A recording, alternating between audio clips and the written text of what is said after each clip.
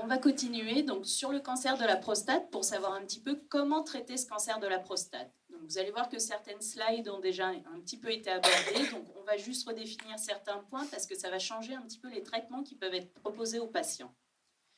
Donc l'état des lieux, on ne va pas trop revenir dessus, mais vous avez vu, c'est quand même le premier rang des cas de cancer chez l'homme. Il y a 25% de nouveaux cas des cancers masculins, 16% de risque de présenter ce cancer dans sa vie, mais ce n'est pas parce qu'on l'a, on va voir qu'il faut forcément le traiter. Et il y a 10% des décès par cancer chez l'homme liés à ce cancer de prostate.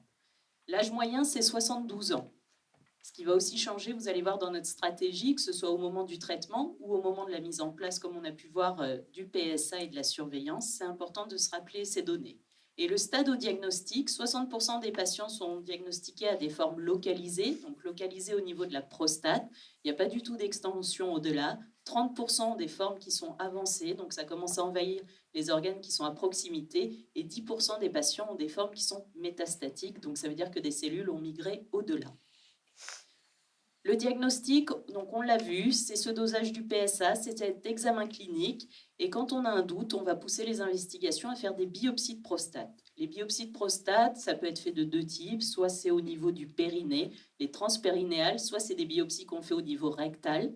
L'objectif est d'aller prendre en fait des petites carottes dans la prostate, soit dans des zones spécifiques, si jamais l'IRM a montré par exemple qu'il y avait un nodule dans une zone particulière ou qu'on a palpé un nodule, soit des biopsies dans d'autres zones de façon systématique. Et c'est ces biopsies qui vont être analysées, on va voir ça après, qui vont nous donner un petit peu l'agressivité de la maladie et qui vont faire qu'on va choisir un traitement ou un autre. On a donc l'échographie et l'IRM qui vont également nous aider, en sachant que l'échographie, ce n'est pas du tout un bon examen pour diagnostiquer les cancers. L'échographie, ça nous évalue un peu un volume. Un cancer qu'on voit à l'échographie, c'est souvent un cancer qui est très évolué, donc on se base beaucoup plus sur les IRM de prostate si on a des arguments pour la demander. Donc les stades du cancer, on en a parlé tout à l'heure, donc ça va du T1 au T4. Le T1, c'est le petit nodule cancéreux, cette petite zone de cellules qui est localisée dans une seule zone en général de la prostate. Le T2 qui commence à s'approcher de l'enveloppe. L'enveloppe qu'on a qui est autour de... L'enveloppe qu'on a qui est autour, en fait, ce qu'on appelle la capsule.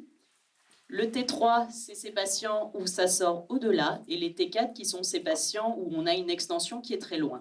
Une fois qu'on a fait nos biopsies, les biopsies de prostate, en fait, la personne à qui on les envoie, qui s'appelle le médecin anatomopathologiste, il va regarder au microscope le pouvoir des cellules. Ces cellules, en fait, elles vont avoir un pouvoir d'agressivité qu'on classe de 1 à 5, et en fait, on fait une étude sur 2 secteurs, ce qui nous donne des chiffres. On ne va pas rentrer dans les détails, mais en gros, vous avez cette agressivité qui va être soit ce qu'on appelle le score 6, qui est le plus petit qu'on peut diagnostiquer, le moins agressif, jusqu'au score 9 et 10, qui sont les scores les plus agressifs, ce qui va donner des patients à risque faible, intermédiaire ou haut risque. Autrement dit, on va regarder plusieurs choses. Le stade clinique, donc qu'on aura sur l'IRM ou le toucher rectal, l'agressivité sur les biopsies, et ensuite le taux de PSA, parce qu'un PSA qui est très haut, ça n'induit pas non plus la même chose chez le patient. Concrètement, une fois que le patient va avoir eu ses biopsies, qu'on sait qu'il y a un cancer, il va falloir se poser la question, est-ce que le cancer, il est que au niveau de sa prostate ou est-ce qu'il est au-delà de la prostate? C'est là qu'il y a ce qu'on appelle le bilan d'extension, donc c'est des imageries complémentaires qui vont être faites. On peut avoir les scanners, on peut avoir des scintigraphies osseuses qui sont une analyse du squelette du corps entier pour voir s'il y a des métastases au niveau osseuse. Et dans certains cas, on peut avoir des examens complémentaires, des TEP ou des imageries cérébrales si on a vraiment des éléments, mais souvent on est plutôt sur ces 2 principaux examens. Et en fonction de ça, le dossier il va être discuté. Donc en fait, ce n'est pas tout seul, que ce soit le spécialiste, l'urologue, le radiothérapeute, l'oncologue, peu importe le premier spécialiste qui vous prend en charge, il ne décide pas tout seul, c'est ça votre traitement. Le traitement, c'est très codifié, mais ça se décide dans ce qu'on appelle des RCP, c'est des réunions de concertation pluridisciplinaires où il y a toutes les spécialités. Il y a des urologues, il y a des oncologues, il y a des radiothérapeutes, il y a les médecins anatomopatologistes, il y a des radiologues, et tous ensemble, on essaie de regarder en fonction du patient, de ses critères, est-ce qu'il a des comorbidités, est-ce que par exemple il a un diabète, est-ce qu'il a eu des chirurgies antérieures, tout ce qui peut être important. qu'est-ce qui va être le mieux pour lui. Des fois, il y a plusieurs solutions, et après, elles seront exposées aux patients. Des fois, il n'y a malheureusement pas plusieurs solutions, et ça aussi, il faut savoir expliquer aux patients pourquoi. Et donc, une fois qu'on a ces éléments, c'est ce qu'on disait, chaque patient, il est un peu unique, chaque patient, il a son histoire, chaque patient a ses motivations. Pour certains patients, suivant les traitements qu'ils vont choisir, préserver une sexualité va être très important. Pour d'autres patients, ça va être des prises en charge où, par exemple, ils vont vouloir quelque chose qui n'est pas une anesthésie générale. Donc, par exemple, forcément, on ne va pas aller vers de la chirurgie. D'autres patients vont essayer, suivant s'ils sont encore en activité professionnelle, de voir ce qui va être le plus, ou plutôt le moins invalidant. Donc, toutes ces questions, on va en discuter avec le patient pour prendre la décision. Et donc, il y a plein de traitements. Il y a ce qu'on appelle la surveillance active, il y a les traitements focaux, il y a la radiothérapie, il y a la chirurgie, et donc les traitements systémiques, que ce soit les stades d'hormonothérapie, ou on verra dans les maladies également plus avancées, quand on va jusqu'à la chimiothérapie. Donc la surveillance active, c'est quoi? Cette surveillance active, ça veut dire qu'on sait que vous avez un cancer, il a été diagnostiqué, mais on sait qu'il n'est pas agressif non plus. Donc on sait que si jamais on envoie un traitement, quel qu'il soit maintenant, on va vous surtraiter par rapport au diagnostic qu'on a actuel du cancer. Et donc ça, c'est pas ce qu'on veut. Ce qu'on veut, c'est traiter le cancer au bon moment, mais pas trop tôt, parce que n'importe lequel des traitements peut induire des effets indésirables. Et donc le but, c'est quand même d'essayer de préserver votre qualité de vie sans vous mettre en danger. Et donc la surveillance active, c'est le fait de surveiller de façon très régulièrement le patient. On le surveille avec le PSA, on le surveille avec l'examen clinique, on refait certaines imageries comme l'IRM si besoin. Et au moment où la maladie bouge, là peut se discuter de mettre en route un traitement. Si on opère avant, c'est opérer trop tôt la maladie et donc exposer le patient au risque propre de chaque traitement qui peut être proposé. Donc la surveillance active, c'est vraiment un vrai traitement. Des fois, avec ce terme de surveillance, les gens, si on leur explique pas bien, peuvent se dire en fait, on ne traite pas. Non, c'est pas qu'on ne traite pas, c'est qu'on va surveiller de façon très proche parce que pour l'instant, la maladie, elle, ne présente pas de critères de gravité. Donc les avantages, c'est qu'on va retarder les traitements quels qu'ils soient avec leurs effets indésirables. On évite donc les effets secondaires, ce qui permet de garder une bonne qualité de vie, et on préserve la sexualité et la continence, qui sont les deux éléments souvent importants, on verra dans les traitements. Les inconvénients, c'est qu'on va forcément vous suivre de façon répétée, et éventuellement faire des biopsies si jamais à certains moments on a des fluctuations du PSA ou des anomalies qui se mettent à être détectées sur les imageries. Mais ça aussi, ça s'explique. Des biopsies peuvent être faites dans de bonnes conditions, avec des anesthésies pour que ça se passe bien et que ce ne soit pas forcément quelque chose qui fasse peur aux patients. Si on l'explique bien, ce n'est pas censé générer d'anxiété. Après, forcément, si on ne vous explique pas bien ce qu'est une surveillance active, ça peut paniquer certains patients, mais ça, c'est juste de l'information. Et souvent, quand on en discute, les patients comprennent bien qu'en fait, c'est pour leur bien qu'il n'y a pas pour l'instant de traitement agressif. Le risque de progression est mineur si la surveillance active est faite, c'est-à-dire si le patient continue de consulter et qu'on peut faire les examens rapprochés. C'est différent de ce qu'on appelle le watchful waiting. Donc ça, c'est l'abstention-surveillance. C'est totalement, on va dire, différent. C'est le fait que là, on sait qu'il y a un cancer, qui plus est un cancer qui est souvent agressif, mais que pour différents critères, souvent d'âge, de comorbidité, on dit « Ok, il y a un cancer, mais on va peut-être pas tout de suite traiter parce que les traitements vont être lourds », notamment quand on a des mises en route d'hormonothérapie chez des patients qui ont une espérance de vie courte et où se pose la question de vraiment les débuter que quand il y a des signes cliniques. Donc ça, c'est vraiment autre chose. La curithérapie, c'est le fait d'implanter des grains d'iode radioactifs dans la prostate du patient. Donc comment ça se fait? C'est sous anesthésie générale. On a des petites plaques qui sont comme des grilles qu'on met sur le périnée du patient. On va pouvoir faire une cartographie de la prostate et en fait, on va aller mettre des grains d'iode qui ont un pouvoir de radioactivité dans toute la prostate. Donc, tous les patients n'ont pas le même nombre de grains, ça dépend de la taille de la prostate et ça permet en fait, chaque grain a une irradiation dans un certain périmètre et en fait, on essaie de couvrir toute la prostate pour détruire les cellules à l'intérieur et donc détruire le cancer. Les avantages de cette technique, c'est normalement qu'il y a moins de dommages au niveau des tissus et des nerfs qui sont périphériques. La récupération est assez rapide. Le patient est hospitalisé en général une nuit. Il reste pour la surveillance post-curithérapie. Ça peut être possible quand des patients ont déjà eu certains traitements, notamment des irradiations, des radiothérapies de prostate. Si jamais un jour le PSA se remet à bouger, que la maladie récidive, on peut dans certains cas faire de la curithérapie. L'incontinence à l'effort avec ce type de traitement est rare et les effets sur la dysfonction érectile, en fait, ils sont graduels. Donc ça n'apparaît pas forcément tout de suite, mais au fil du temps, certaines dysfonctions érectiles peuvent arriver, mais ça n'a pas un effet aussi radical que certains traitements, même si à long terme, on peut également avoir ce problème. Le problème, c'est que quand on fait de la curithérapie, on ne connaît pas réellement le stade de la maladie, parce qu'à aucun moment, on va pouvoir envoyer l'organe ou la pièce qui est retirée en analyse au microscope. Donc, on ne saura pas vraiment la maladie de départ, ce qu'elle en est, en tout cas en dehors des biopsies, qui seront la seule chose qu'on aura pu avoir. Ce n'est pas une option pour tous les patients, suivant les tailles de prostate et suivant où la tumeur est localisée. Ce n'est pas toujours des bonnes indications. Si des patients ont déjà des tumeurs très antérieures et des troubles urinaires, et ben en fait, ce n'est pas une bonne indication parce que non seulement ce n'est pas une zone facile pour aller implanter des grains, mais en plus, cette zone, on sait que comme on va aller irradier très proche de la vessie, en fait, ces patients vont avoir des troubles urinaires importants et donc il peut y avoir une inflammation, des douleurs, des irritations qui peuvent vraiment être inconfortables pour les patients et on peut avoir ce qu'on appelle l'incontinence d'urgence, c'est-à-dire des urgenturies, ces envies très pressantes qu'on ne peut pas arrêter qui peuvent occasionner des fuites. La prostatectomie, donc ça c'est la chirurgie, la prostatectomie qu'on dit totale. Pourquoi totale? Parce qu'en fait la glande est malade mais on ne peut pas enlever qu'une partie de la glande. C'est des fois une question que certains patients posent.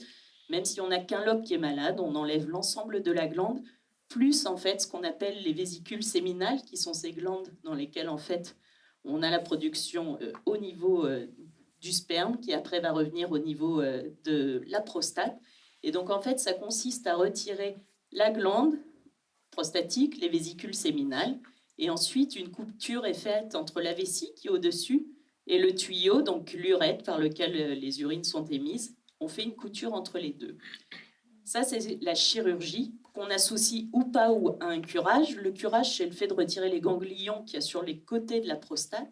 Ça se fait selon certains critères quand les maladies sont un peu plus agressives. On a des tables et des index qui nous permettent de savoir est-ce qu'il faut ou non retirer les ganglions chez les patients. Ce n'est pas fait de façon systématique parce que déjà, c'est quelque chose qui allonge le risque parce que le curage se fait le long des vaisseaux du patient. Donc, s'il n'en a pas besoin, on ne va pas prendre des risques à aller sur les vaisseaux enlever des ganglions. Ça allonge la chirurgie aussi. Donc, si ça n'a pas d'intérêt pour le patient, on ne va pas allonger une chirurgie inutilement.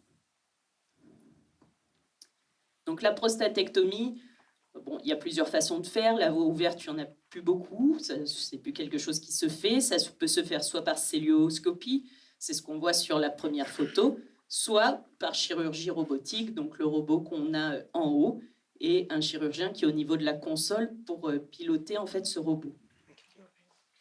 Que ce soit par l'une ou l'autre, le principe va être de faire l'ablation de cette glande.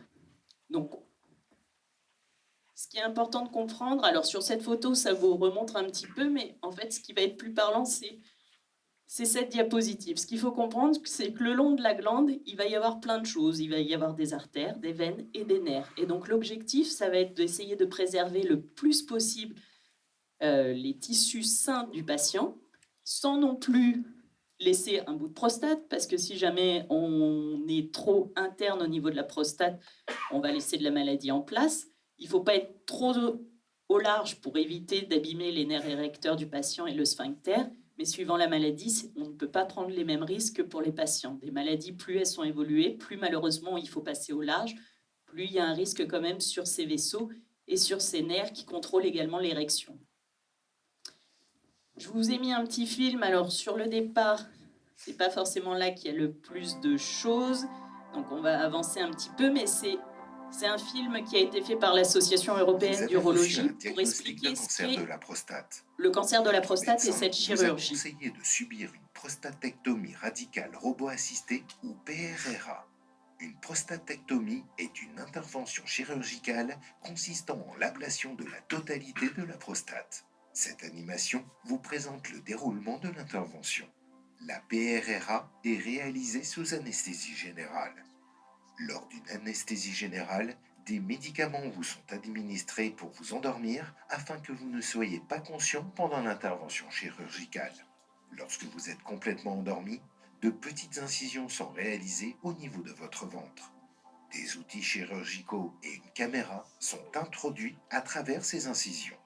Les outils chirurgicaux sont fixés au bras d'un robot. Ces bras sont commandés par le chirurgien au moyen d'une console située à côté de la table d'opération. Le chirurgien sépare la prostate des tissus environnants. Les vésicules séminales, deux petites poches situées à côté de votre prostate, qui sécrètent du fluide constituant en partie le sperme, sont également séparées. Parfois, les ganglions lymphatiques sont également retirés. Le chirurgien veillera à causer le moins de dommages possible aux nerfs et aux vaisseaux sanguins entourant la prostate. La prostate et les vésicules séminales sont retirées du corps au moyen de l'une des incisions réalisées dans le ventre.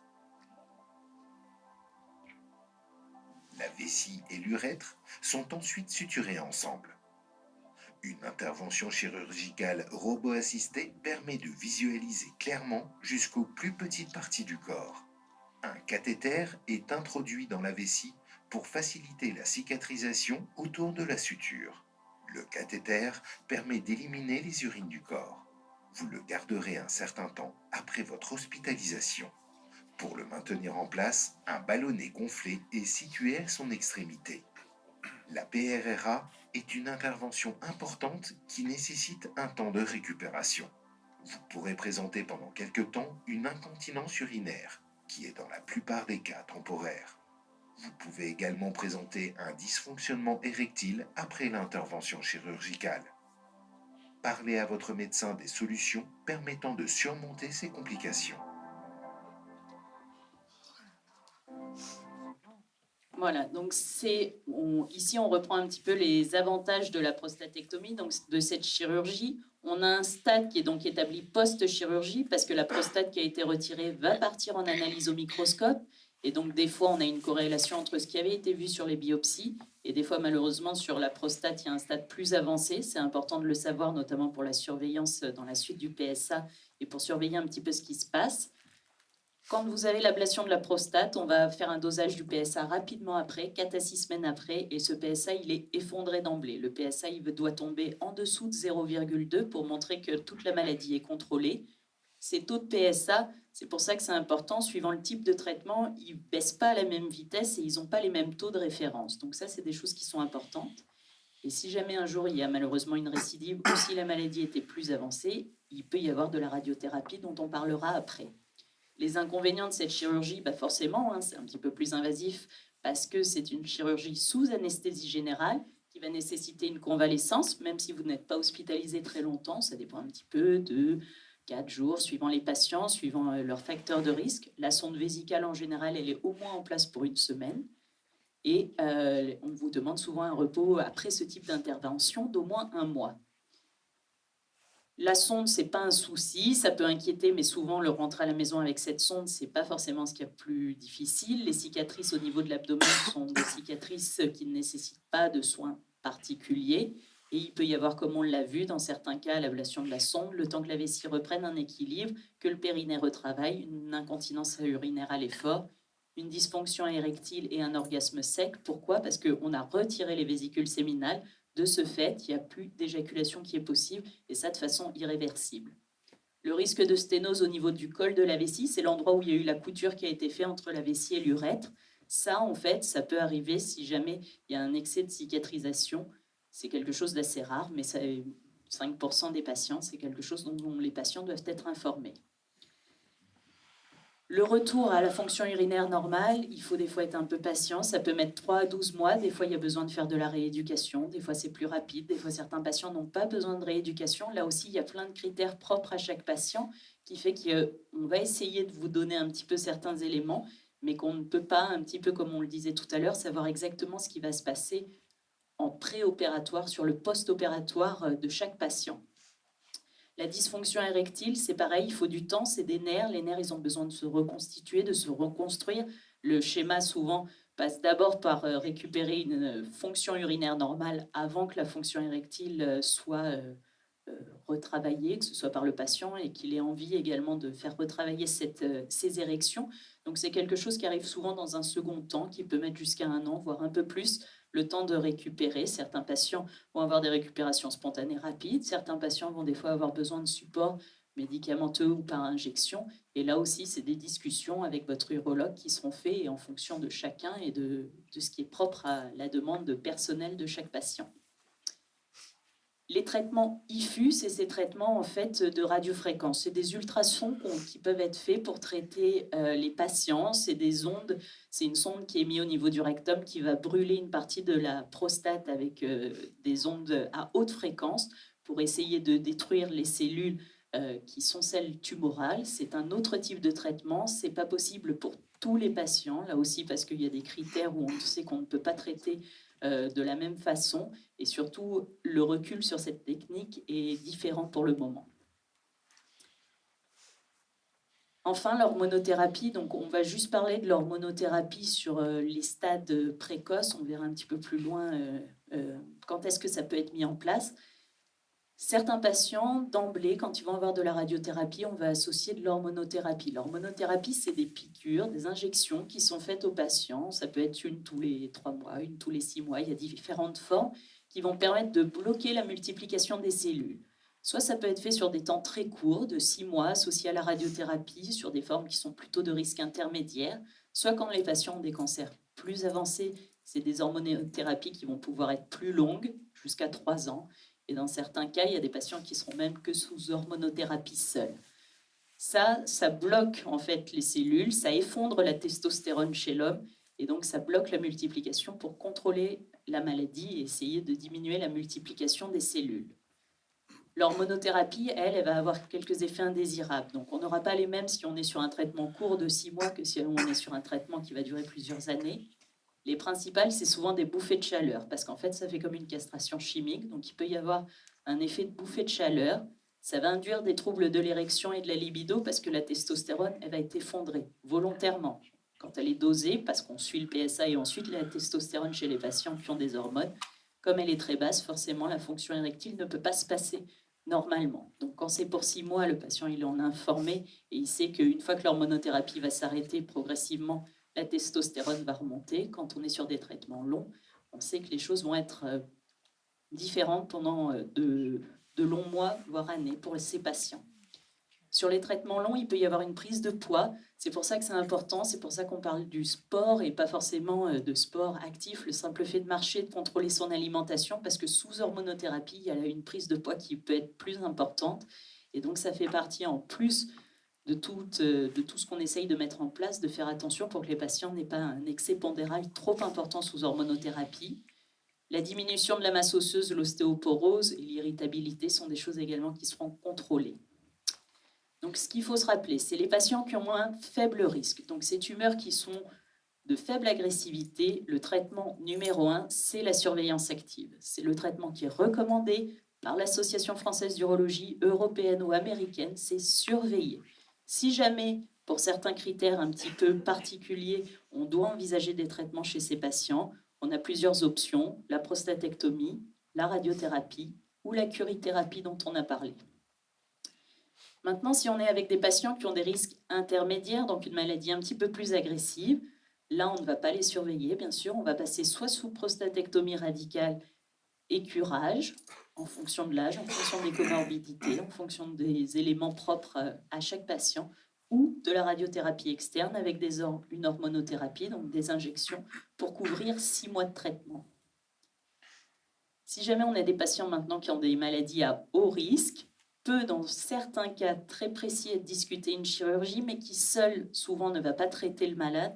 Donc, si jamais on doit partir sur des hauts risques, on va des fois dire que, attention, on va faire une chirurgie, mais qui risque derrière d'y avoir et une radiothérapie et une hormonothérapie. Donc, c'est un traitement qui est lourd, c'est ce qu'on appelle un traitement multimodal.